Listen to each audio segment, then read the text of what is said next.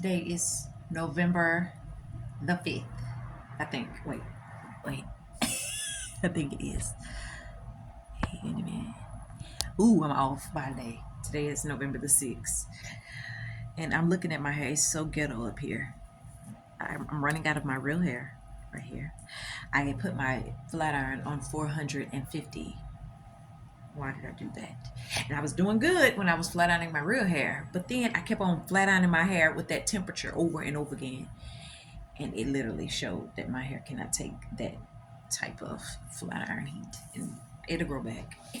All the rest of my hair is braided, but the top of my hair is ghetto. I don't care.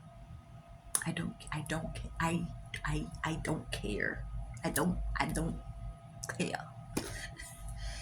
I don't care.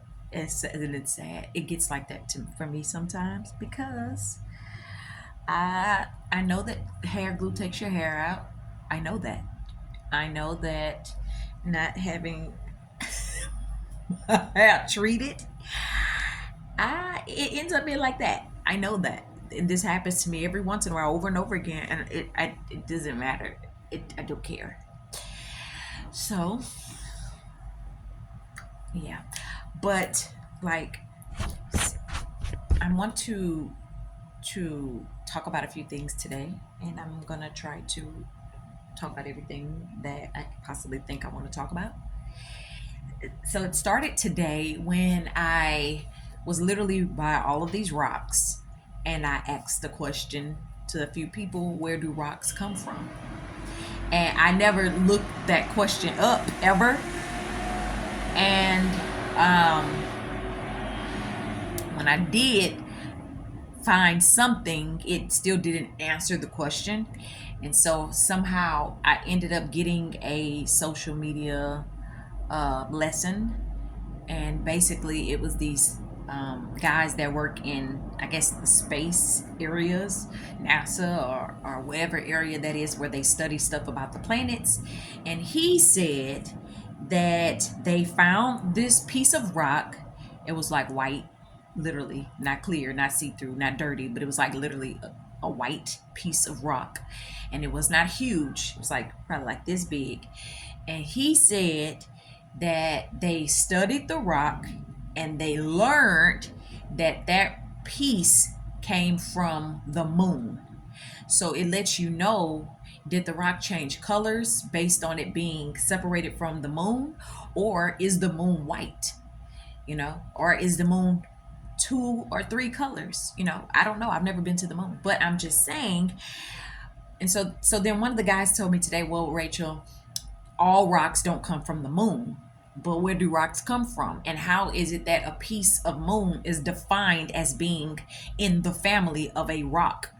And it just shows how even the smallest things that we find on the ground all still goes back to science and altitudes and stuff like that, something higher than us, something beyond what we can see and know. And so thank God for the people that study certain things that they pick up and see and stuff like that. Thank God, because obviously we would have just looked at it as, oh, it's just a piece of rock. People don't collect rocks. Nobody collects rocks. But these guys just so happen to collect this piece, and it happened to come from the moon. So it just goes to show there may be treasures out there that you are overlooking as a piece of trash, or something that you're looking at as not valuable or priceless, because had the wrong people picked up this little piece, they would have thought, oh, it's nothing, and they just would have walked past it and overlook it. But these guys took the time to look at it and find out that it came from what they called Genesis, and that not only that, but it came from the moon. So then I tell my coworker today, I go, so the moon is not whole. The moon is literally, it's damaged, because my conversation stemmed from asking the question, is Earth wear and tear? Are there wear and tears on the earth? And then one of my coworkers began to talk about the sun and the moon don't need the earth.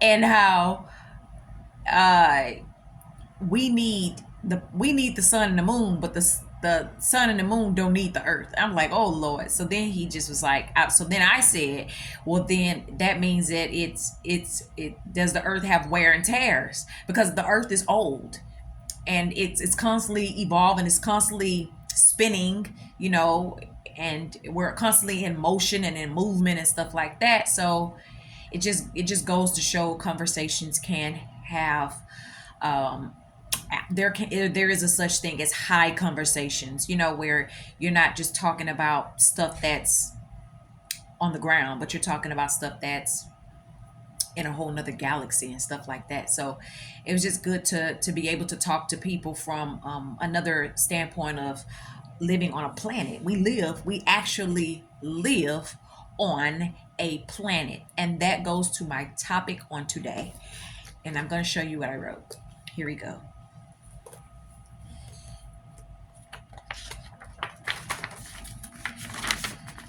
Let me hold my page open so you guys can see the words.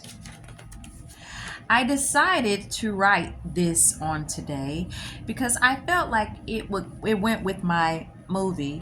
It's kind of like a behind the scenes of what you don't see. And it's crazy that you don't get to see everything that happens because life is so boring, especially for when we are extremely nosy. But because we can't see everything, it's awesome that sometimes things can be shared that are not often seen in public. And all of this is just so full. I ran out of room to write. It's such a shame that I didn't have room to write.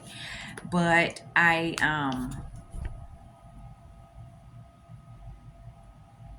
do not like I do not like them mixing people with me. I don't like that because it's weird, and I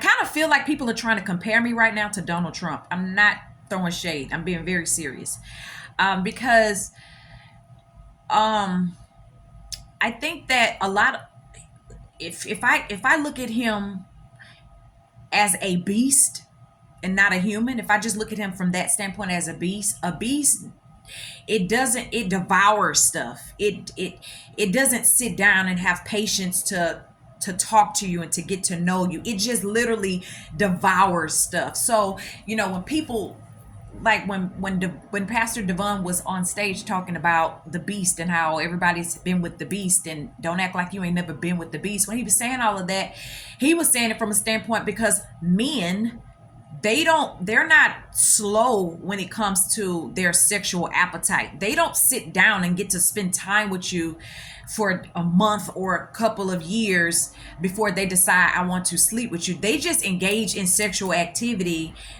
and there is no such thing as patience when it comes to the appetite of that. So when I get to spend time with him through the body of Scott, it's weird to me because you're not going to get the same thing that you got from the beast with me, if that makes sense. And even it's realistic in the Disney movie. Belle, the girl, when she was locked up with the beast, there was no sex scenes in that movie with her and the beast. You wasn't seeing, you saw her trying to figure out, why am I locked up with this beast? I want my dad. I want to go home. I don't want to be in this dark castle with you. And he was upset because he didn't have any friends, and all of his damn employees was goddamn light bulbs, candles, dresser drawers, carpets. It was all materialistic stuff in human form, materialistic stuff, basically. That was humans trapped in materialistic stuff. And so with me, it's weird because the guy that they have as Scott, who also is Devon, he feels like, I feel like I can warm up to her. Is it okay if I text you after work, for random stuff? But, no, you can't. Like, I don't like you like that. And it's not to be rude, but it's just, where I am right now, you know, I can't participate in how they function with the stuff that they do and stuff like that. Like, it's like they try to give me noodles and they eat caviar. That's just how I look at it. You know, you're not going to give me noodles while you're eating caviar. You're not going to give me store-bought tea and coffee while you're at Starbucks. No, you're not going to do me like that. And but when you see it from this standpoint, it's still the reversal. They're the ones eating fucking dollar store stuff, and I'm the one been eating caviar. But it's in reverse. And then the reason why it's in reverse is because the meals and the stuff that they devour, I don't want that. And that's even biblical. Daniel did not eat the stuff that the king was eating. He refused it because that showed the dichotomy. It showed the difference in why God uses the people that he used. It's not to say that I am better. It's not to say that I won't have appetites of being sexually gratified. It's not that, but it's just no. I if I see it for how I see it, no. And so, you know, no, no. And so like no, I'm not attracted to him. I don't like him like that. Work cool and stuff like that, but no, no. And it's crazy because I was the person that was being rejected for so long. I was the person people was laughing at, looking crazy, overlooking, whatever word you want to use. That was my season that turned into months, that turned into weeks, that turned into days, that turned into years. And now things are changing, and so no, no, no, no, no, no. No, I've been doing good with no phone calls. I've been doing outstanding without going on no dates. I've been doing amazing without depending on people to talk on the phone with. See, the difference between me and the other people is this shit is not even fair. Donald Trump, Sean, all of them, they get to be around people. I've been away from people. I don't get phone calls. I don't talk to nobody on the phone. They be on pictures with people and shit. It's not even weighed right because I have no social connections to anybody. They're the ones that cheat. They're the ones that have social connections with family, children, business partners, and all of that kind of stuff. I'm always on a social connection level, and so the answer is no. So no, no, no. And even if it's through them, even if it's the people that they hire, it's still a motherfucking no. It's a no. You know, I'm not thirsty. I'm not gullible. I'm not stupid. I wasn't born yesterday. And it's a no. I'm not desperate for friends. I'm not desperate for a relationship. Even with Sean and Trump, I be done with their asses. I be saying, leave me alone. And no, because it's because of all of this stuff that's written. It's because of all of this. If you can't see it, it's because you wasn't blessed with being able to see on the phone. No. It's a no. It's a no. Okay, it's a no.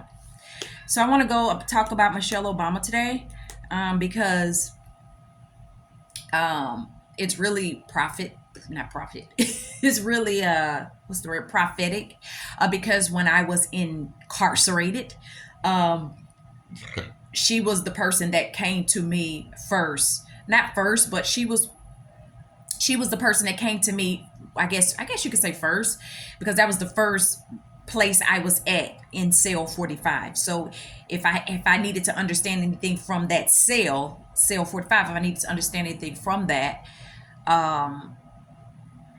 she was the person that came to me dressed in that military green. It had no words on it. It had no camouflage on it. It was just literally a military green, all in one suit that they wear, the little long sleeve with the long leggings.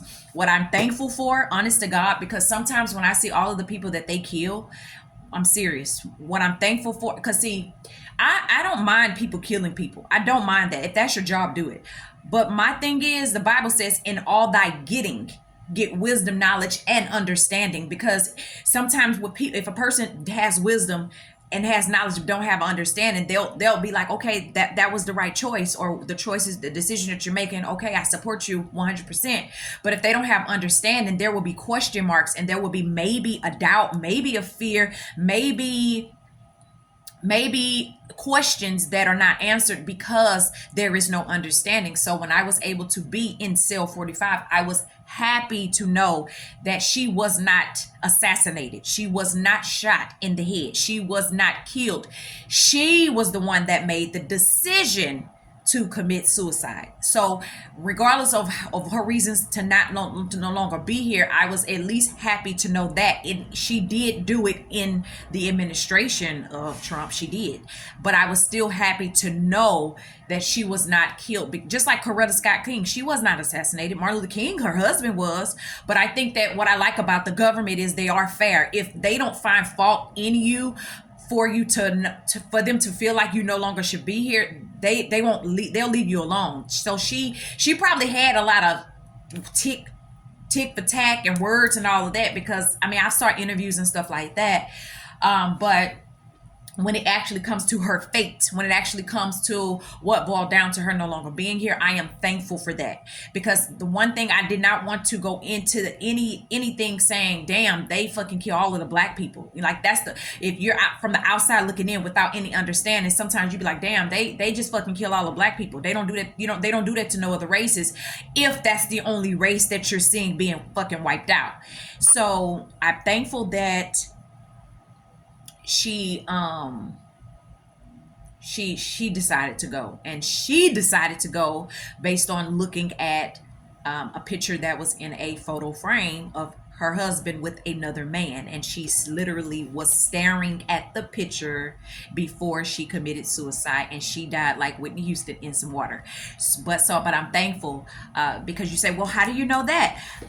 Don't you see where I wrote right here? Don't you see where I wrote it at?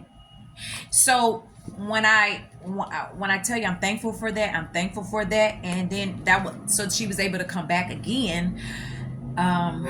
After that, she was able to come back again to hug me, which showed they can touch you, they can reach you if they want to. I don't know how these people get this access once they have went to the other side. This is the mystery that I would love to know, because I don't know how they do it. She didn't have no wings. She wasn't flying no damn well. She was walking, and so I knew that they were gone, because first of all, I saw when she did it. I saw it because I was literally sleeping on the floor at my mom's 1-bedroom apartment in some dirty ass carpet, on some dirty ass brown carpet or whatever. But so I was able to see that when I lived in Texas. But when I was in cell 45, that's when I saw she made the she showed me that she was proud of me for whatever reason. I don't know. See, this is the thing. This is the mystery of everything, because they don't talk to me. I heard Jada, she was talking, but I'm not on her. I'm on Michelle Obama.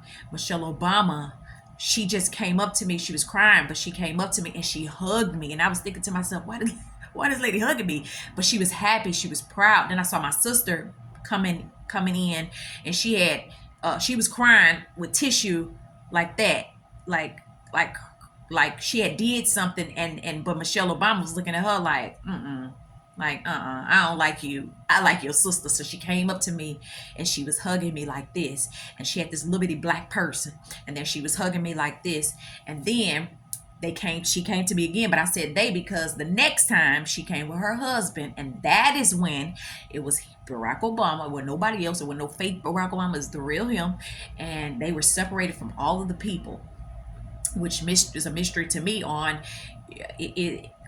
Did they not want to be around people, or why aren't they around anybody? Because I'm not seeing them within no crowd. I'm not seeing them with nobody. It was just her and her husband. She was right by his side, which showed me that even after death, if a person loves you a lot, they will be with you by your side. So she was literally right by his side. But when he was walking really slow, and he had his head down like this, like he was ashamed, and he didn't say not one word to me. And when I say he didn't say one word to me, he didn't say one one word to me. Michelle Obama was the only person that hugged me and was like proud of me, and she was letting me know all in one. And then Oprah Winfrey, which let me know she also died from the administration of Donald Trump. She came up to she didn't come up to me. She was right. She was just in my presence, and she said, "Oh, I want to go. I want to go to I want to shop at Walmart now." That's what she said. "I want to go to Walmart now. I want to shop at Walmart now." I was shopping at the Container Store, and I was thinking it to myself. But now when I think about it, when I try to figure it out, she must was talking about with TD Jakes, because TD Jakes always talked about containers, of how people are pint sizes and how they are certain sizes. Damn, I'm looking. My fat look. It looked like I got a lot of fat, but she TD Jakes always talked about containers and how people are the sizes that of what they can carry, and this the sizes of their capacity and stuff like that. So that's the only thing I can think about when she says Container Store. But she was like, I want to go to Walmart now. That's what she said. But that was not my first time seeing Oprah. The first time that I saw Oprah was when I was in Texas, and I was at McDonald's, and that is when I learned, in McDonald's, standing in line trying to get an ice cream cone, that her and Gayle crossed over to the other side. And it was Oprah's decision, and I guess Oprah was bold enough to tell Gayle. Gayle did not have to kill herself. Nobody was coming for Gayle. She wanted to do it because Oprah did it, and that shit took me out. You hear me? It took me out, because I couldn't believe that a person can literally have that much influence to be like, well, if you don't want to be here, I don't want to be here. But I had seen that before, but to actually see that through their relationship, it really surprised me. So Oprah wrote a letter, and I don't know who got the letter. Somebody got the letter, and I want to know who got the letter. She wrote me a letter. That's one thing that she did let me know. She wrote me a letter. She left me something. I don't know what it is. Still to this day, I don't know what it is. She left me something, and before she left, she wrote a letter, and she gave me some. She didn't want. She gave me something. She wanted me to have something, and she said good. She said, enjoy the goodies, enjoy what she left me. Because Oprah was always talking about enjoy the goodies and enjoy. She always called stuff different things, different names. But whatever she left me, she was just like, enjoy it. So something that she had, or something that she wanted to pass down, something that she wanted to leave, she left it. So I don't know who has that letter. But I know when I was in Atlanta, I met somebody that worked for her enterprise, or whatever you want to call it. I never forget. There was a black young lady, and she was only there with me for a couple of days when I was in Atlanta, and then she left when I stayed at the shelter there. But that was just some indication that that it was they didn't forget about me through her and nothing like that. So that kind of stuff always interested me or whatever.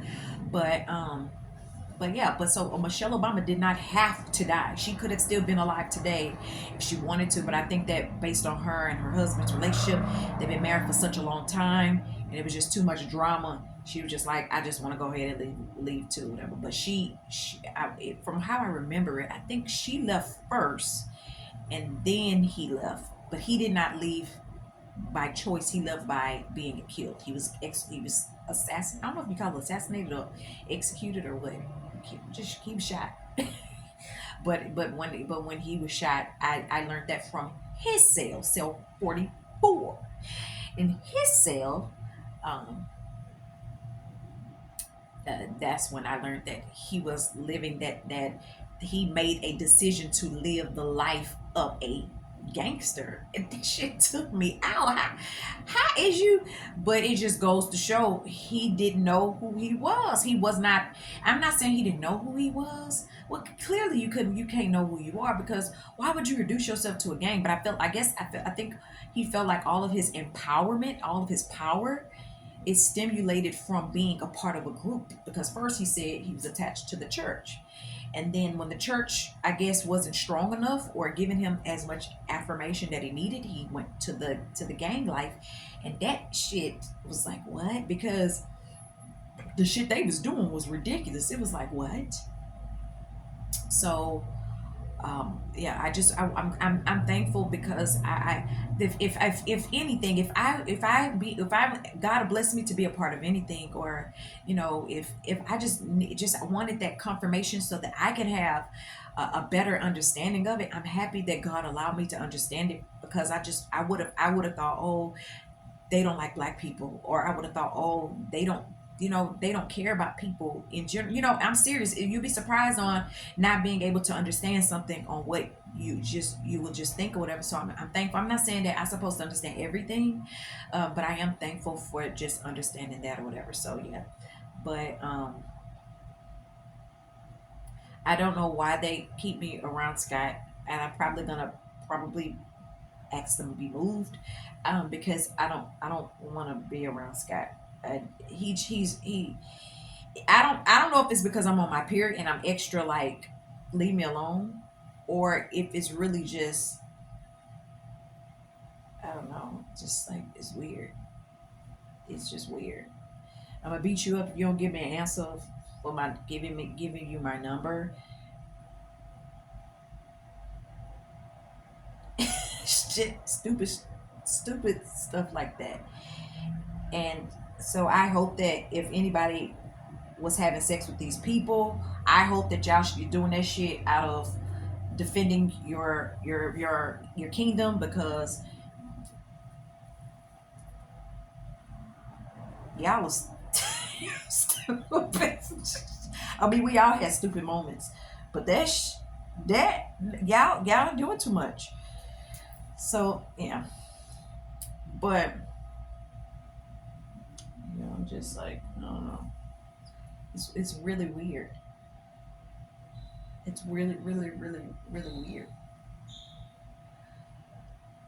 But I'm happy that I get to do my behind the scenes, because um, I wanted to start doing my behind the scenes because it's good therapy for me, especially because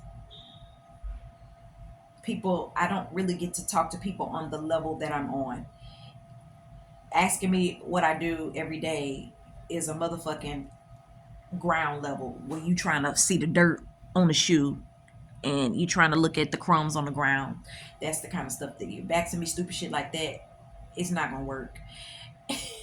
And I must be. I'm not difficult. I'm not hard to be around. But it's just don't ask me no dumbass questions.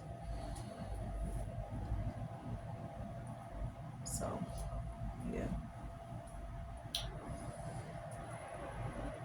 it made me so mad on yesterday, because when I actually got to see myself going back in time, living in 2018, walking the freeway of Dallas, Texas, not understanding then that the kingdom, the people, the girls, the lifestyle, the guys, all that shit was real as fuck. And so I'm going to church on Sunday where the pastor is reiterating um, about the spirit and the flesh, you know.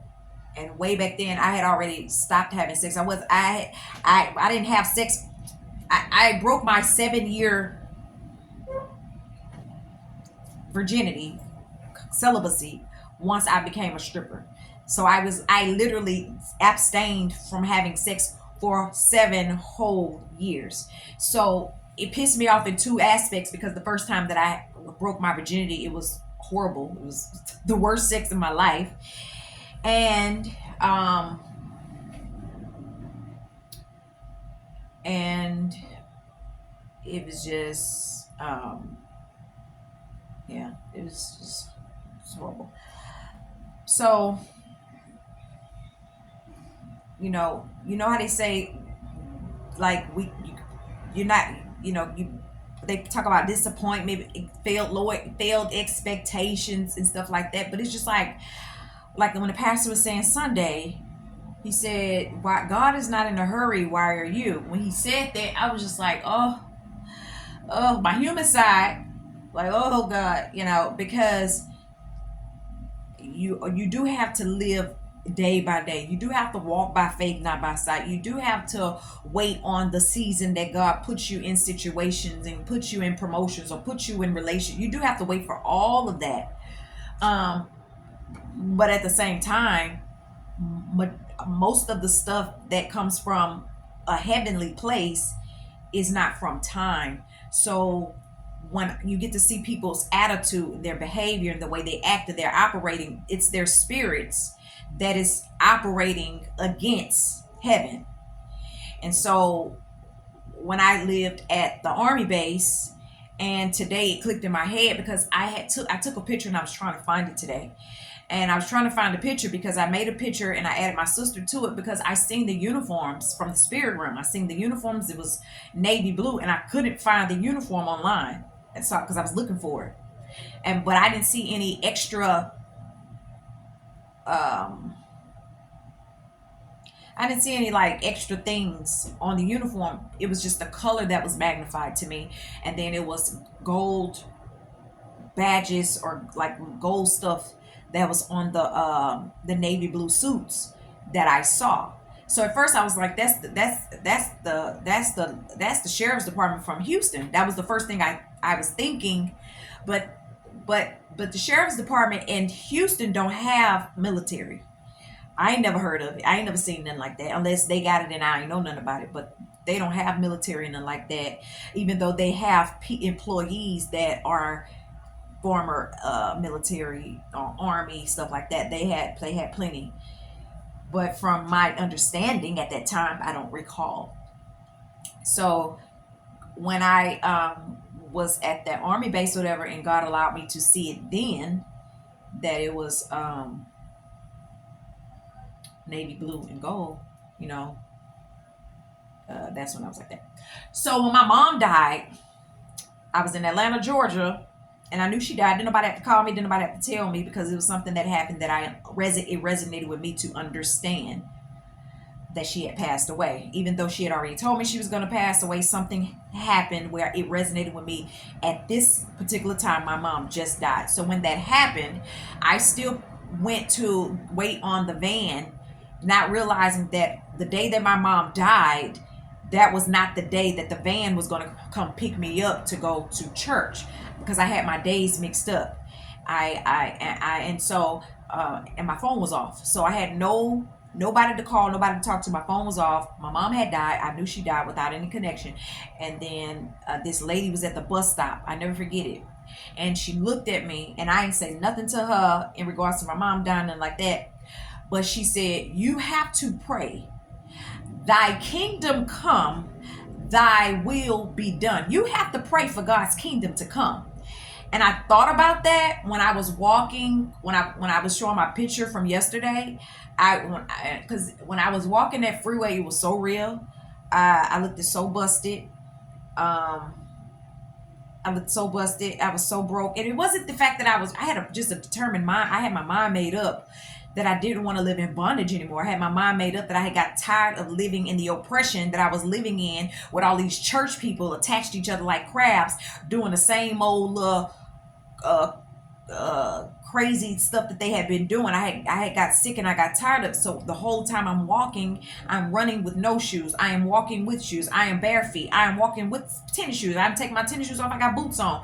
Whatever I had carried with me, I'm walking, and all I'm saying is, I want to be free. I want to be free. I want to be free. I want to be free, over and over and over and over again. So when I was walking, mind you, my mom was still alive because I'm going back and forth. My mama died in Atlanta when I was in Atlanta, but when I was in Dallas, she was not dead.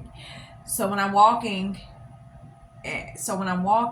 but I'm looking at the picture now in 2023, I'm thinking to myself, this is my honest to God thought, thinking to myself, I'm asking for God's kingdom to come and for God's will to be done. And if God's kingdom has to come, then things have to change. If I'm praying for God's kingdom to come and God's will be done, then certain aspects of relationships have to change. If I'm asking for God's kingdom to come and for God's will to be done, then even understanding that when that lady sat at that bus stop that day and told me that, I had to accept right then that my mom that's a part of God's kingdom to come, because things have to keep moving forward, and things in the process of moving forward are having to change. So I had got really upset, and I don't know if it's because I had just started my period or what, but I had got really upset because I'm thinking to myself, it took all the way for me to go to prison for Trump and Sean to start saying, okay, we're gonna separate our stuff, we don't want to share anymore. And I'm thinking, this is my period talking, I'm thinking this whole motherfucking time we've been asking for God's kingdom to come, for God's will to be done, and y'all sitting up there talking about some we don't want to share no more. Are you fucking kidding me? And so I'm thinking at the same time, Barack Obama, he did die from shame. But at the same damn time, that's kind of hypocritical for these two people to be in some type of a relationship, and y'all don't fucking kill this black man. Like, you can't be doing the same thing and killing other people talking about some, well, we can do it, but you can't do it. That's fucked up to me. So when I'm talking about for God's kingdom to come, for God's will to be done, it's just this stuff is crazy, because it's so crazy, because, like, okay, just like the undercover boss, how when the undercover boss, they got on the crazy hairstyles and all that kind of stuff, they walking around their restaurants, they're walking around their brands, they're walking around their company to see how people treat the customers, but also how they carry themselves in their establishments, in their businesses. And then at the very end, they're dressed up and they talk to these people one-on-one to ask them or show them different mistakes that they made running their business and stuff like that. And I'm just saying, like, when I demonstrate pictures of me, I ain't saying nothing about my future. I'm not saying nothing about what I'm fixing to do. I'm not saying nothing about nothing, but it's just amazing, without even saying what I'm going to do and what I am going to be in the next this or that. It's just amazing to see how people will do you as a regular person. And it just goes to show how racism really is real, and how discrimination really is real, and even the bullying and stuff like that, that shit really is real. It shit really is real. And I didn't like to go through a lot of the stuff that I went through. I didn't like it. I didn't like it at all, but that's how you get to learn people, and that's how you get to see how people are, and they'll treat you if they feel like, bitch, you ain't gonna take my spot, or bitch, I don't like you, or bitch, I'm mad at you, or something, and it's just, this stuff is crazy to me. It really is. It's ridiculously crazy to me, but I have to express myself some way, somehow. um so yeah, but for the pastor to talk about, the flesh and the spirit and stuff like that, it's real, because even the Bible says, we wrestle not against flesh and blood, but against principalities and spiritual wickedness and high places and stuff like that. And it's like, if people are not praying for God's kingdom to come and for God's will to be done, then they're saying, my kingdom come and my will be done. This is what we're going to do in my kingdom. My kingdom come and it's my will be done. What I got, what I want, what I'm doing, what I got, what I want, what I'm doing, and stuff like that. And I just feel like, looking back, even today, when I was able to, just like when I was living at the army base and stuff, that for sure to me was Area 51, for sure. I don't give a fuck what nobody says. That was some Area 51 type shit. And I was thinking today, seriously, because I knew I was going to do a video. But I was thinking today, I was saying, looking back then, from all of the knowledge and understanding that God has given me from then till now, is that one of the things that I realized is when I was there, what I realized that was happening to me mentally was my mind was trying to process all of that power, because the first thing that I said without any proof was, this ain't the White House, because I felt like they was treating it like this was a mockery, what's the word, like a mockery stage of the White House, of how people will be, or how people were and how people are, even in the White House. And so the associations or the names or the issues that was happening was really shit that had been happening that whole time. So that's why when I was posting on my social media platform in the movie part, and I was talking to Omarosa, I was saying it's ghetto as fuck, is because that's just me saying that whatever they was having in their little kingdom, that's the kind of shit they was having in their kingdom. And it sometimes, even places where it look like they don't have fun, or they don't want friends, or they don't want companionship, is a lie, like they do. And but it just ended up affecting a work area And so, for me personally, not understanding all of the different people and the branches and how the government works and how the military work, how the Air Force work, and all of that, because I'm just now breaking it down for my own understanding on, okay, now the Marines do land, sea, water. Okay, the Air Force do the air.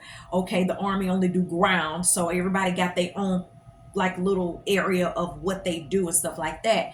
So but I understood that the suits, the outfits that I saw was navy blue. So it was not LAPD that was living there.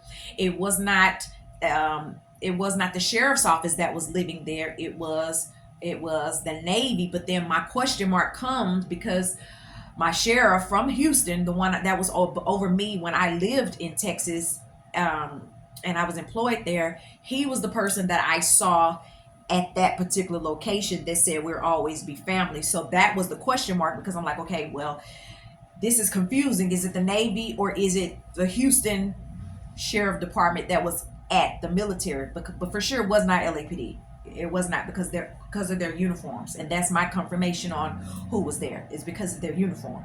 So, but the sheriff's office, I'm trying to remember. I don't know if their badges was gold or if they were silver.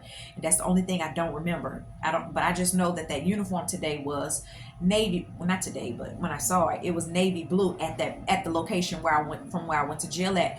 But I'm saying all of that because when I was there, I didn't understand why all of those drones were above me and stuff like that. They weren't doing anything.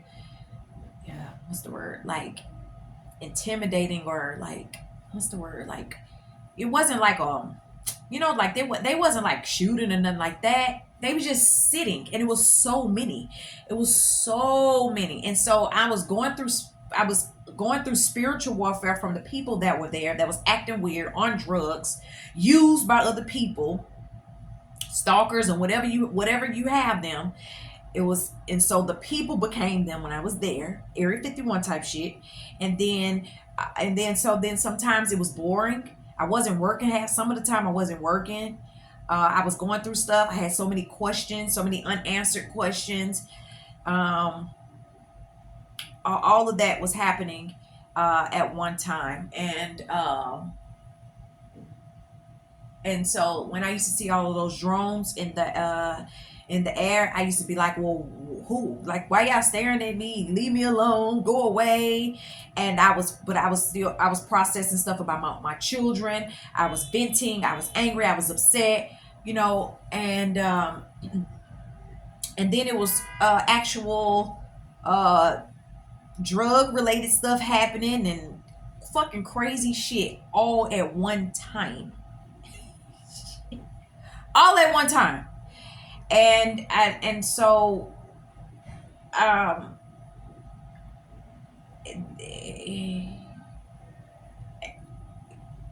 so this stuff is weird to me. um it's weird. So I saw all of the drones in the air, and then I was just like, why are the drones here and stuff like that. Then when I went to prison, that's when I saw Michelle Obama again, and she was walking beside me, and she was just letting me know that she's used to all of the drones, because that's stuff that I guess that's like how they live. And when you're in the White House and stuff like that, or when you're employed by the government and stuff like that, it's that type of stuff that that you're surrounded by. So it was nothing to her, but I was just looking at her like, how is this nothing to you? Because I'm like, I'm not used to none of that. You take a person that was fucking homeless, living in behavior centers for rest, sleeping outside, eating boiled eggs, eating oatmeal outside, sleeping in pee grass, hair all over her head, no money. I'm talking about, well, seasons. I ain't always lived like that, but then it got real. Then you're dealing with people, spiritual warfare. You're dealing with religious people. You're dealing with church stuff. You're dealing with all of this stuff. And then one day you walk on an army base, and I'm running from the army base the first day, not the last day. I went in orange and I left in red. I went into the army base with my red t-shirt on, my red, white, and blue star headband on, and I'm like, I don't want to stay here. I don't want to stay here. I don't want to stay here. My brain already knew what it was, and I just was resisting. I didn't want to fucking stay there. But I didn't have anywhere else to go. I didn't have anywhere else to go. I could have slept outside. I could have. But the way everybody was doing stuff, trying to like do corrupt schemes and for me to live where I was living and stuff like that, I lived there. And but I didn't want to live there. I did not want to live there. So yeah, so I just feel like when the pastor was preaching on Sunday, it was like, it was almost like, you know, people, you know how he said God is not in a rush, so why are you? It was almost like you say, oh, I've got this piece of fish, or I've got this person, I want to have, or this person is going to be my coworker, or this person. But then your spirit, your flesh, your fleshly life is not in agreement, because remember, I had abstained from all of that stuff. I had been isolated from all of that stuff. So when you put, it's like putting a dove around wolves and all of that other stuff, and the dove is innocent, but you put the dove around all of that, whatever that may be, and the dove is like, well, I don't like this, I don't, and so what does the dove do? It flies out. It can't because the dove can't, it's too much for the dove. So I was just like, well, right, where does rock come from? Because if the scientists said from the study of Genesis, it came from the moon. So it's something higher, obviously, that it coexists with us living on this earth. We're not living on this earth to ourselves. If it wasn't something higher, there would be no resistance. If there was nothing higher, it would be easy for the dove to just go straight to the wolves and be just like, oh, okay, okay, okay. But it wasn't like that. It wasn't like that. So, um, yeah, but yeah, but it was just like a lot of power that I was trying to process. There's a lot of power that I'm just like, what the hell? Where am I? That's why I kept on saying, where am I? Where am I? You know, and and then that's when my mom told me where I was, but she didn't talk to me. Never talked to my mom until I was gonna lead my first solo at that church. The same person to tell me my case was big, it was a huge case, red and black. And that's what my mom told me. Is the same person that told me that the place where I stayed, that was Sean's thing. Whatever he was working on, whatever he got going on, that was his thing. That was his thing. And she showed me that through jewelry. It was all through my earrings and stuff. So I guess it showed, she was saying that all of the stuff that I bought, my earrings and stuff like that came through, I guess, him, because I was buying like all the stuff that I was buying to take care of myself. She was just showing me all my little earrings and stuff, my heart earrings that I bought and stuff like that. That's what she told me. So that's how I knew that this was the sheriff's office again, because my mom came through this place, Derek came through this place, and Kim came through this place. So that's how I know where I am without seeing where I am, if that makes sense. I see from the inside of myself, not the outside of myself. So yeah, so I thought that it was cool when I went to church and that big old picture of Jay Z came up, um, because those are my initials, and so I thought that was cool that they brought that picture up or whatever. And obviously my spirit knew something, because I already knew Jay Z didn't never read the Bible, but I understood contracts and stuff like that, and yeah, so I thought that was pretty interesting stuff. So make a long story short, I've been talking for not even an hour yet. Praise God. Make a long story short, I'm happy to know that people that are on the other side, they can talk to you, they can touch you, They can embrace you, they can kiss you, they can hug you, they can stand in front of you, and it's not scary. You won't be like, oh, it's not like that. When you see them, you be like, oh, it's normal. It's not scary at all. Not even just a little bit. Not scary at all. Um, because it's not demonic. It's only stuff that you have access to if God allows you to have the access. So that's how I went on. This is my behind the scenes. That's how I was even able to understand about Kim and the Aaliyah part. um, Kim, I never met Aaliyah. I never talked to her a day in my life. Beyonce was able to validate and confirm Aaliyah once I saw Beyonce through the sheriff's office. But as far as talking to Aaliyah, seeing Aaliyah, never. I just saw her, and I saw that TV screen change, um, and then I saw it was the sheriff's office that killed her because it had me, just how I had that big old me on the floor in the courtroom. So when the decision was made for her to die, it was me. I saw it all me. It was written everywhere. Me. What the hell? And I didn't go to. I wasn't in jail then. Like, let me see. When I first started, I wasn't in jail. I was at the army base, I think. And then when I went, and then that's when the LAPD was like, "What made you come to LA?" And I'm like, "God and me and God." And then I go to court, boom, me right there on the ground. So yeah, so that's the first time that I learned about Aaliyah. It was the sheriff's office. It's just this stuff is crazy to me.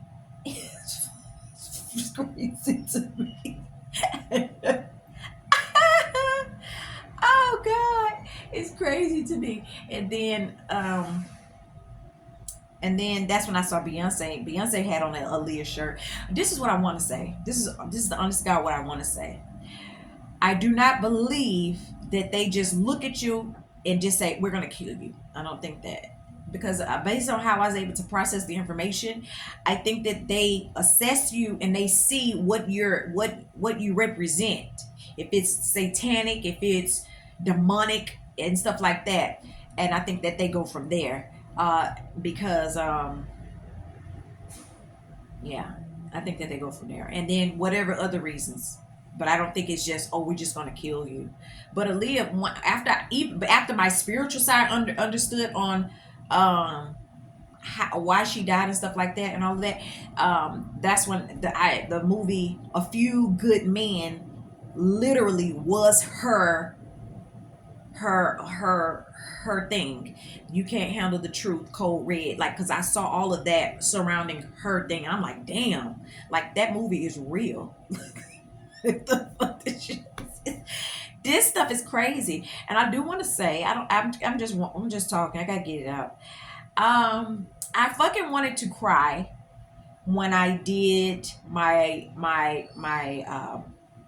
movie scene the other day, when I was doing the Donald Trump thing, and I was like, I fucked him and all of that. That part did make me cry. What made me wanted to cry was the surrealness of looking down on your own color in a laughable manner, to say what you can't do, you can't get away with, and uh and my advantage than my color. When I was doing it, I stayed in my character. I stayed in that mode, but oh my God, spiritually and in my heart, I was just like, if I could cry, I would have, because whew, Maya Angelou said sometimes you have to go against your own kind. It's you love your people, you love your heritage, you love your culture. But then at the same time, when you are in a fight or you are in a war, you are in a spiritual battle, there are going to be some people that might just have your color, might just be of your race, might just be from your ethnicity, that is not on the same page with you. They do not stand for what you stand for. They do not get it. They will always be there to get the assignment wrong and to not take what you value and what you stand for serious. And so that is your difference, which separates you from the very people that you might look like. So when I was doing that and I was saying all that, you can't do this, and I was in my heart, I was like, oh. But that's the reality of it is it's true. So there was not one lie told. And it's not to say that one race is better than the other, but when you talk about Bible stuff, it's even biblical how there are kings in the Bible and there are people leaders in the Bible, and you will hear about their entire life and you will learn about their entire life, and they will still reign. And even when you think about the pharaohs and you think about the pharaohs in the Bible, and you think about the power that they had over the people and all of that, if you literally just sit down for a second and digest all of that, it's not make believe, it really is real. And then you have to understand, okay, where I am, I'm thankful for. If God elevates me to do anything else than what I'm doing right now, then oh God, I'll be so thankful. But Lord, if this is the position and the life that I have to always live, oh, can I really accept that? And the reason why I say that is because my mother and my father, God bless their soul, that was their reality. And I'm not saying their reality is everybody else's reality, but the reality is there are going to be some people that their life is their life for the rest of their life. And to the day they die, that's just going to be their life. And so there was no sense of uh, a better community for my parents, or a better transportation, or a better lifestyle, eating on an expensive eating in an expensive restaurant, going on a lavish vacation, living in a mansion, living in a their life was their life. And so, when you think about all of that, it's sad, but then it's also like surreal at the same time and stuff like that. So yeah, I just want to say that about that. But um yeah. And just like that movie that I was talking about just the other day about that young lady and stuff like that, she had killed that boy or whatever because she thought that he had told on her or whatever. But how that movie was showing how that boy had came to that girl and stuff, like that stuff is real. I don't know the stuff that I know because I'm making the shit up. I wrote it down. Don't you see it? I wrote it down. I wrote it down. So when I saw Kim all of those times, mind you, I had no idea that I was ever going to see her. I had no idea the lady was going to ever say one word to me. And when she started talking to me, she was talking to me like I was normal. She was talking to me like nothing. Like it wasn't no hi. And my name is Kim, and I just want to introduce. It was nothing. It was just like, girl, and look how I was when I was pregnant. And girl, look what I used to wear, and look at my outfit. And girl, look. It was like that. It was like a regular conversation. So when I tell you, like, you'd be like, how does this work? How did this happen? Well, it just shows you if people really have access to the kingdom of heaven or not. Some people got it, some people really got it, and that's confirmation based on what has not been privileged for other people. And some people don't have shit at all. They making the shit up. They lied and all that kind of stuff, but only you know that. And so what you don't agree with in spirit and stuff like that, then you really can't agree with in science, because if you can't validate what's real in the spiritual realm, then you can't validate what's real on the solar system, because you fake. How you gonna validate what's real on the solar system, but you don't want to validate what's real in the spirit realm?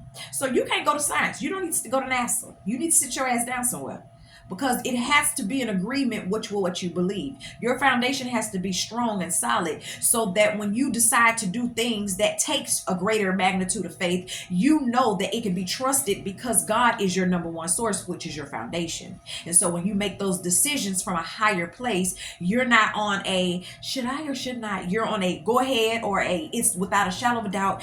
go ahead and do this or do that, because your foundation and what you believe and your kingdom access, it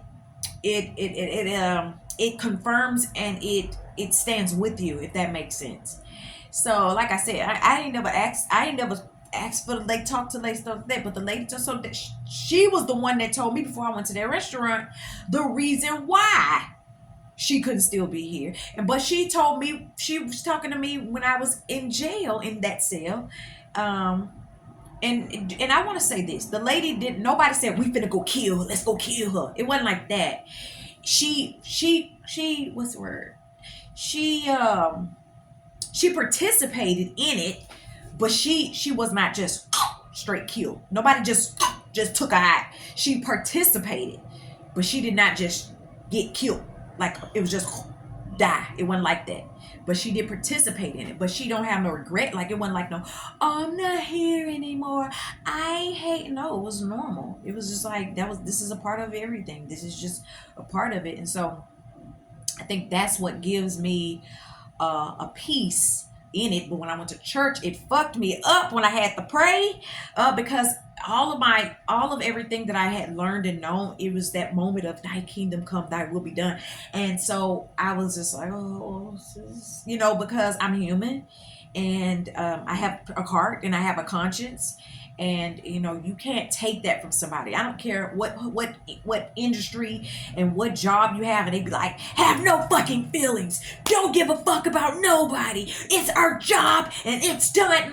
No. If God gives you the capacity to do a job but also have emotions and have that intellect and have that part of your heart that still has compassion, don't block that shit, because at the end of the day, you're a human being, and I won't give a fuck. I don't give a fuck if God say, okay, you can't be here no more, you can't be here no. I'm never gonna be like, ha ha ha, bitch, you can't be here no more. That's not who I am, and I'm never gonna be like that. So when I was there, and the pastor was praying and stuff like that, and then just his name in general, I was just like, oh. Because it just was a real moment for me personally, and that's why when I did my video when I got out of church, I had to like detox out of every part of me that normally is just like my personality and sense of humor and all of that, and that's that part, that real hardcore part of me where I was just like, I forgot this shit is real. Like it's not like I'm not living day by day saying that it's real, but sometimes you can like digress off of certain parts of your life to where you don't feel the reality of what everything is and stuff like that. So, but when I went to church and then I got out of church and then I sat down and I was just like, oh, okay. Oh, okay. It's real. All right. Yeah. So it was like that. So what I am saying is I'm happy that I get to vent and express myself, and stuff like that. And yeah, but I'm thankful that God is so real. He is. When I say that man is real, that man is real. I'm happy, and a lot of the time, people are on this planet, when they see the news and when they see decisions that have been made and stuff like that, the natural response and reaction, people will never really fully understand if they don't have the access and the knowledge that you have. But at the same time, I'm just thankful that God can give me a understanding to stuff, so I won't feel like it's a question mark, or like what's going on, like what's happening, like why is this and why is that. So I'm happy that that people are organized and stuff like that. I'm happy about that. But I am thankful that Scott, for the most part, is a decent coworker to work with. But I think that I'm being very honest, and I'm cramping so bad. But I think that based on like this whole time on how Sean and Trump, but I think this mostly Sean, how he been putting people together and stuff and mixing and matching and stuff like that. Like I be wanting to be around people that I don't know. I'm just being I be wanting to be around people that I don't know. So I don't know if it's because y'all trying to find the dichotomy on a saint versus a sinner, or the mind of how a person treated you when they were with you and what their motive is with somebody else. I don't fully understand that, and I don't want to think on it long and hard because honestly I don't care. Maybe it's because I'm on my period and I really just don't care right now. But yeah, just I don't know. I don't know. Yeah, I don't know.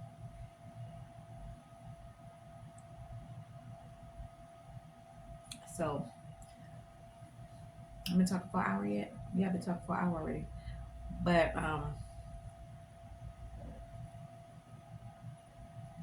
yeah,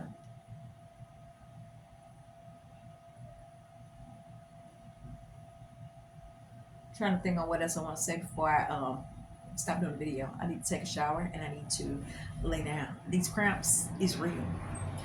Um, I thought it was weird that I started my period the day I went to church. It was weird as fuck because I was like, didn't I just have a period? I just was at church the other Sunday and I bled. I was standing outside, but I swear to God, I'm trying to figure this out. I had started bleeding like this once I went to the Lighthouse Church. I would bleed on all their seats, and I'm not saying I'm gonna always bleed. I don't know, and this is one of the things Lyft got me fucked up. I had posted on my movie that I had bled, and then ever since then they want to bring me cars with seats. They got like a little seat cover. And I'm like, they want to bring me a seat cover for their seats, but they don't want to say shit or help me in this movie or whatever. But they want to put a cushion or a piece of something for their seats. I won't bleed on their seats, but that's all right. So no, but I had first started bleeding when I went to church, and I swear to God, the first time that I noticed my body was doing some weird shit was when I was behind the scenes. Doing something, doing what's it called that? An announcement for the church when I was at the lighthouse, and I started bleeding blood, just squishing down my legs, and I was holding my legs like this. I was holding my legs like this, like, oh my God, I'm bleeding. And I remember I hold my legs like this, like I'm bleeding, and the blood was just shooting down my damn legs. And I never forget, I went home and I pulled my pants down, and when I had on pants, my pants was not a color where you couldn't see the blood, but the way I bled, you couldn't see the blood. So when I pulled my pants down, I had blood all down my legs like that. And I thought that is weird. So it be weird times where I just be bleeding. And ain't nothing wrong with me, but I just be bleeding. So when I was laying down Sunday and I started feeling like, damn, I bleeding, and I got up. I'm like, damn, I'm bleeding.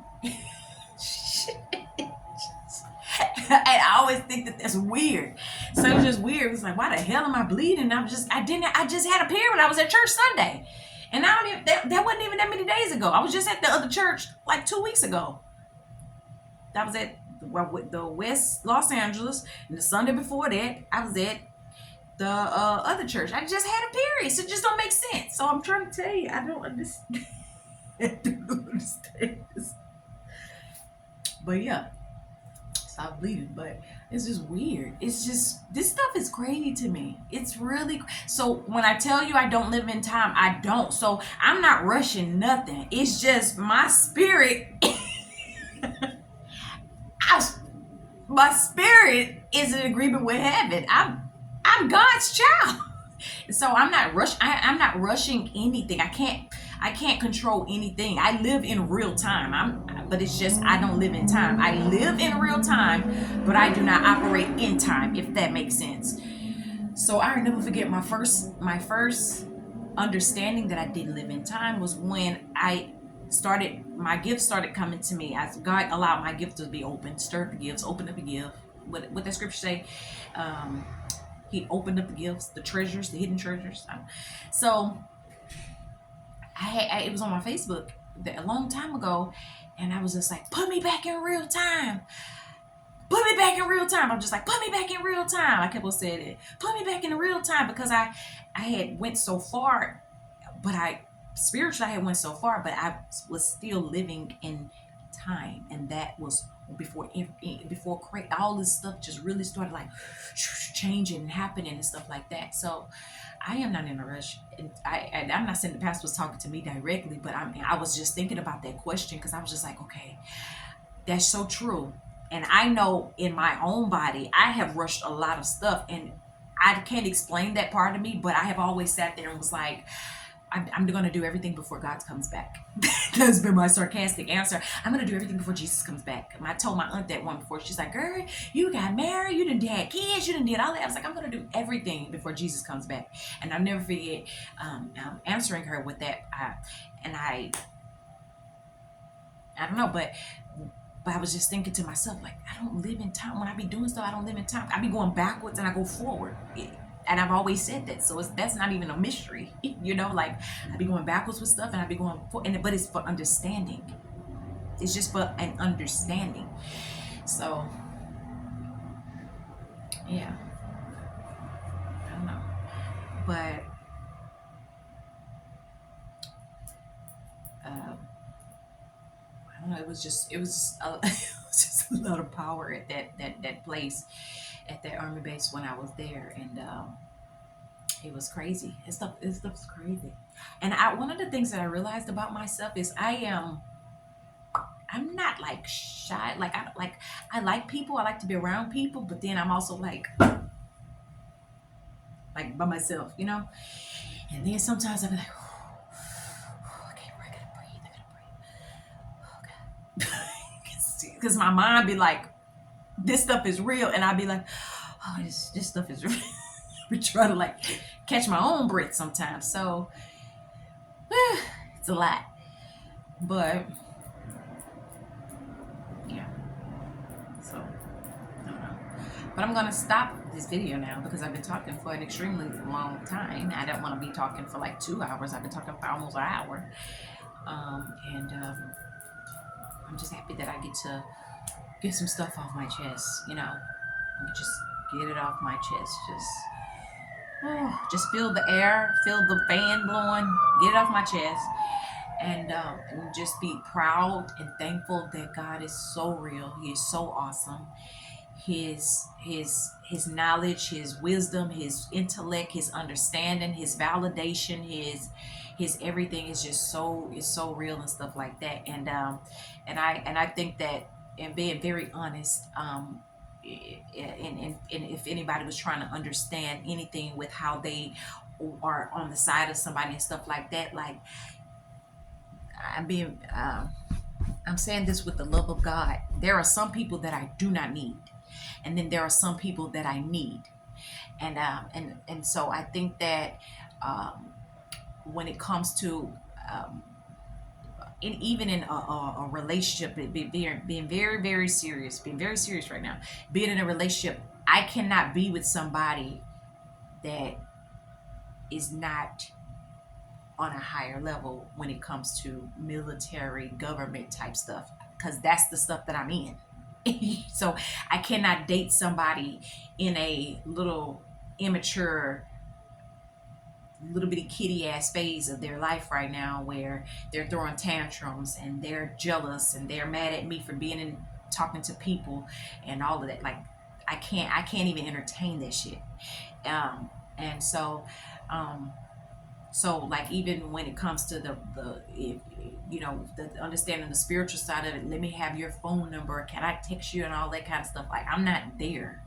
I fucking suffered. I was rejected. I went without a whole bunch of stuff. I'm like a lot, like even Devon, he been in the spirit of Scott, in the body of him, he got everything easy and stuff like that. Well, what you gonna get from me is, I mean, it's not gonna be easy. So what you gonna get? Nothing. Even with Trump, we're on the same kingdom family line, bloodline. We're on the same bloodline. But even with that, it's like he got a lot of stuff easy. He's fucking rich. He's powerful. He's over a whole bunch of shit. So it's just like, I just fucking suffered. He didn't go through a lot of stuff that he didn't have to go through the path that I had to go through. So of course there's going to be a difference in how I do stuff and what I want and what I don't. Of course it's going to be a different. Now who and like as far as me, when it comes to my taste and all of that, I'm pretty sure we have some similarities as far as like wanting to have nice things and wanting to live in nice places and wanting to live the American dream, of course. But I'm talking about when it comes to just this.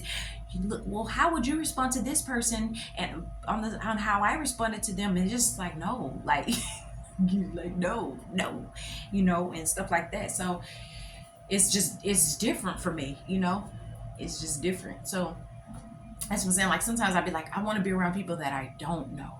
I don't know, so that I could just feel a kind of a sense of just normalcy a little bit. U.S. politics. So yeah, I want to have some sense of normalcy, I guess.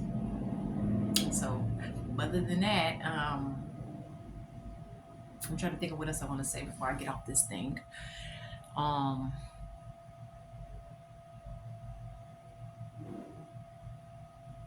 though that pretty much those are the only between Trump and Sean.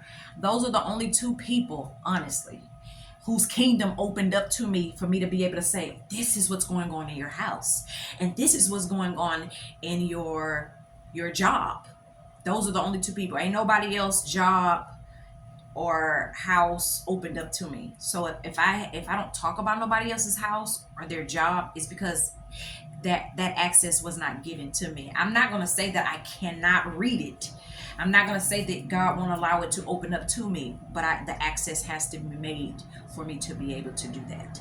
But with the powers and stuff, I think that what made me do like this with being at the army base was because nobody was talking to me. And I'm not saying people had to. And I think sometimes if people want to try to see how much how far your gifting can go or what all your gifting can do, of course you want to look at it and be like, okay, all right, okay, I get that part. But when I tell you, it wasn't nobody talking to me, wasn't nobody talking. And the only time somebody talked to me is when I used to tell the lady that was there at the time, I'm doing it on I'm doing it on the movie, but I'm normal. I just want to be normal because I was feeling it was so much stuff happening to me outside of my phone. So when I tell you the money that they was paying these people wasn't working, because if they was really paying these people and giving them forms to stop in their behavior and stuff and whatever they were doing, it would have been there. But what they did was when they got in them, when I put stuff about them on the movie, they was giving them money, they was giving them clothes, they was fixing themselves up, they was getting jobs, but they was never telling them to stop doing certain things. So I was receiving the persecution and the backlash, even if they made it seem like it wasn't real, because their behavior and them mistreating me when I went to restaurants, when I was going on vacations, when I was going to the hotels, when I was staying in different places, it still revealed itself. So this is what makes what the pastor preached on Sunday 100% accurate. Even with Donald Trump, it made what the pastor preached on Sunday 100% accurate. Even what pastor preached on Sunday, it made what pastor preached about even with Sean accurate. I didn't get along with him because spiritually he was doing a lot of stuff in the flesh and I was living spiritual. So he was doing stuff on the ground from the bed and I was doing stuff from heaven. I can't come down. I can't come down because if I'm not operating on the bed. So the only time that I was able to come down was when I became a stripper. That was and then but I was still elevated because even when I was before I had sex, I already knew it was somebody that was hired in the red and black because that was made known to me. And what was fucking crazy is the lady from a heavenly place, she told me I was with her. I was standing next to her. She's right there. She's like, "You're gonna have sex," and I'm like, "I'm gonna have sex," and this is me. This is me looking. This is me looking like this, talking about I'm gonna have sex. Like I haven't seen myself do this part yet, and so this why I be telling people you're already there. Ain't no fucking you're here, and when people be crying, talking about they ain't there no more. We all here. You just living your life in real time speed. So when the lady was saying you're gonna have sex, I'm like, I'm gonna have sex, and she's like, yeah, you're gonna have sex, and so she's like, it's gonna be somebody in the red and black. That's what the lady told me. So that's how I knew I was gonna have sex. So it wasn't a surprise. I had already put it down before I did it, and I didn't even know who I was gonna have sex with. So when it showed, when Magic Johnson came in the form of Magic Johnson, it was just his spirit being inside of that man, but the man was from the red and black. So that's what I'm trying to tell you. This shit is so when that's why even when I was there at the Army base, and then I was seeing, so what ended up happening was I ended up putting myself in a relationship with Sean as himself, in the element of the gray guy, the Christian Grey, whatever his character is in that movie 50 Shades of Grey. So my real life, Rachel, in the 50 Shades, we would never be together. We could never be together because I had to stay at a low level to be in a relationship with him. So I had to get out of that Army base because I couldn't be in a relationship with him. It don't matter if he wanted me or not. I couldn't be with him because it was too much. I had all of this power, all of these powerful people that was right here, and then he want me to sit there while he humping everybody like fucking a humper, and then you got Trump talking about some, no, it's mine, we're sharing. What the fuck? Get me away from both of these creeps.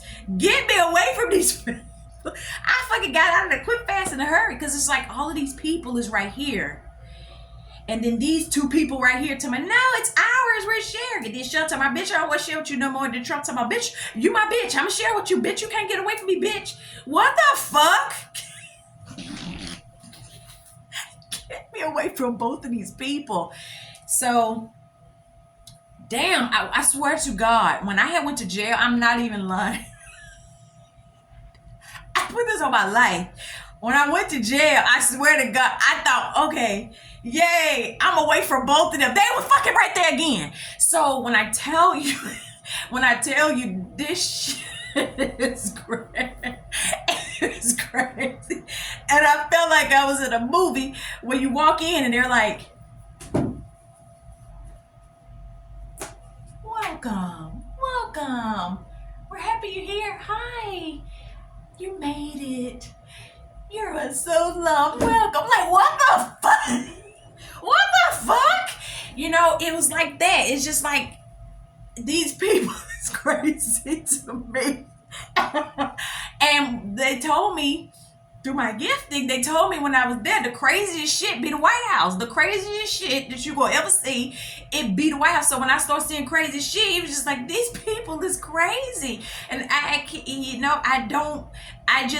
have to see it just how they give it to me. I can't make it up. So it's just crazy. This stuff is crazy to me, and that's how I knew that Bush and Clinton was a part of them. They was all together because, and even Hillary was the lady was Hillary and Clinton. Hillary and Bill at the same damn time. I was like, how does this happen? So when Bush and Clinton was in the cell together, and then I started saying stuff about the dad, and then they moved Bush and Clinton into their own room because they was roommates for a long time. And then they moved them to different rooms. Then Master P was in a room. Master P was in 44, and then I was in 45. And then Ray J was in 46. yeah, and it was just, it was crazy.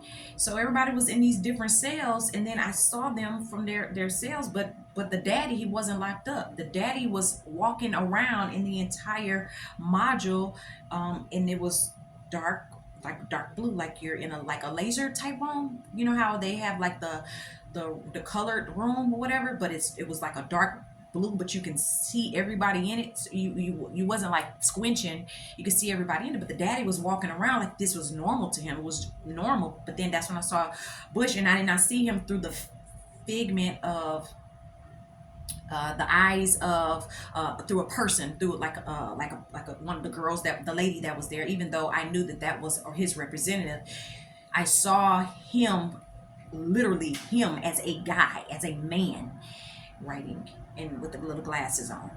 And then Clinton was right there, but then they moved them in different rooms or whatever. So when I tell you, I was just trying to break free, like get what is this stuff, but it was just too much, and nobody was saying nothing, and I was crying, and I was going through all of this stuff, and it was just like, this is too much. And Beyonce was actually the one that told me all of this stuff that she had to go through as well. And I guess as high as, and as long as she stayed up and stuff, there were different levels of military or police and stuff that was in place, with to the degree of which she also understood. And she also understood that it was a lonely place, because like I used to sit outside, and I used to be like, I'm bored, or I used to cry, and it was just dry, and it was just nothing happening, and I was just like, oh, what is this? I don't want to be here, and and that's how she was able to share that stuff with me or whatever. So it was just, I was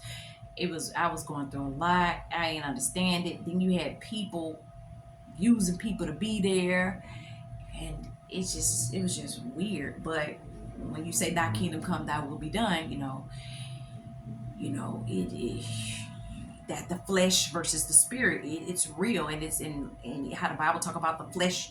It don't want to submit, or it don't want to be obedient. It wants to just do whatever it wants to do and stuff like that. And so when you had all of these people doing all of this stuff, that's why I was telling people, like, y'all paying all of these people, but they ain't doing, it ain't changing nothing. You tell people, okay, I'm gonna give you all of this money, I want you to go away, I want you to do this, but then they were still not going away, they were still not changing their behavior. So then you must understand that this thing is spiritual, and the spirit, that's why how when that guy in the Bible, he wanted to buy the anointing. He saw Paul and Silas, I think. He saw the two disciples laying hands on people, they were being set free and delivered, and their power, it was showing. And he said, I want to buy it, I want to buy it. I think Ananias or something, he wanted to buy it, and they was like, well, you're cursed, you can't buy this. And so it can't be bought. But I mean, this stuff is crazy. So I've been talking for almost an hour and 30 minutes, an hour and 26 minutes, almost an hour and 30 minutes. So I just want to get everything off my brain real quick. But yeah, when I was going through all of that, yeah. So it's just good to know that there was the Air Force, because it just makes sense. The uniforms were navy blue, and then all of those drones was literally just, it was a lot. I used to count them. I used to count and be like, what are they doing? What do you want? Go away. I hate you. And I used to do all like this. I didn't know what it was for. Ain't nobody saying nothing to me. Nobody saying not one thing. They weren't saying nothing. When I say nothing, they were saying nothing. So I just was like, why are these drones right here? But ain't nobody saying nothing. Then I was like, this is not the White House. Leave me alone. And then it was the whole damn time. So, yeah, but I was happy when I got away from it. Then I went into more of it, and stuff like that. So, yeah, but I'm happy to be able to have a understanding on the cultures, and how people are making decisions because it is real, and why things are the way they are, and why we have to move and progress the way we have to move and progress. So as I get the wisdom, knowledge, and understanding, I'm thankful that God makes things clear so that you can go to bed at night with peace in your mind and in your heart and your spirit and stuff like that. So Yeah, that's why when I got out, and then even just reading the Bible recently, I was just like, I don't want to be with Potiphar, because with Potiphar, that's all of that, that accusation, all of that. No, this ain't no Potiphar, ain't no more Potiphar season. That Potiphar season, Joseph only went through that one time. Ain't no more Potiphar, all of that. You keep your little Potiphar lifestyle and all that, all of that. Keep that over there somewhere else. I just don't have time for it, um, and stuff like that. So yeah, but for the most part, yeah, I'm thankful, and I'm thankful that I went to church right on time. I'm happy that I went right on time. I think that it was very important for me to be able to even hear and know that the pastor has education and psychology, because like I have always been saying, a lot of people are preachers, but they don't have any type of educational background outside of biblical school. So to see somebody preach, and they are a police officer or Air Force or the Navy and a preacher, that's a plus. Or they have psychological, they have mental health, they have Bible or counselor, or any type of a health degree or anything like, that's a plus for me. So I think that stuff is awesome, because um, it brings in our beliefs, but it also does not. Uh, it also cancels out confusion when it comes to resistance and what I had to go through in the past. All that crap I was going through in the past was from people who were not professionals. They were just plain doctors and medical people in the pulpit. And so I hope that I get a good little financial amount restitution from that, because that was ridiculous. You got all of these people that are preachers but don't have any type of educational background at all, and they will try to use stuff like that against people that they are threatened by, or don't want to be a part of anything. And then what ends up shaming them is that the people, the very people that they have kicked out, or the very people that they didn't want any access to them and stuff like that, is somebody that they would have to um, possibly listen to or respect from a higher authority and stuff like that. So what I'm saying is, it's like having people in place of education, along with being some type of a spiritual preacher or minister, or whatever you want to call it. Those are pluses for me. So I'm gonna stop talking, because I've been talking for a long time and I got things to do. Peace.